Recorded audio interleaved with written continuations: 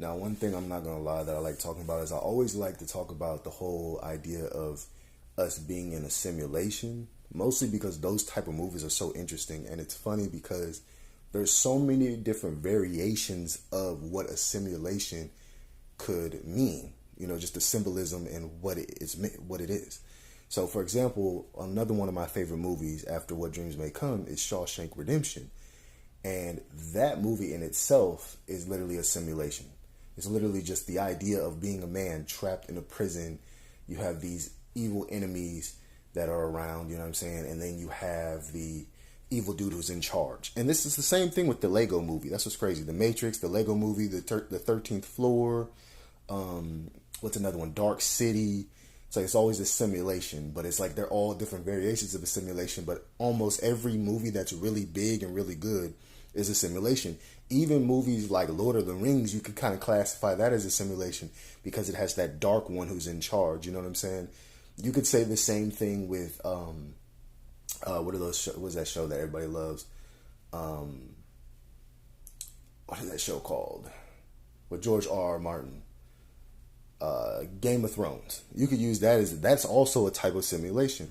You know what I'm saying? So Shawshank Redemption is such a good movie to me because for one, I love the fact that the whole movie is narrated by Morgan Freeman, and he's talking about Andy Dufresne, and he's talking about him throughout the whole dang movie. We're seeing it from his perspective. And then it's like, but at the same time, it's speaking from two different perspectives. It's his, he's the narrator, but then it's also like we see all these scenes where Andy's actually doing stuff. And it's really interesting too because it tells you a lot of realizations. Like when you go to prison, you're gonna get stabbed. There's gonna be some dude who's trying to it's just gonna happen when you're in prison.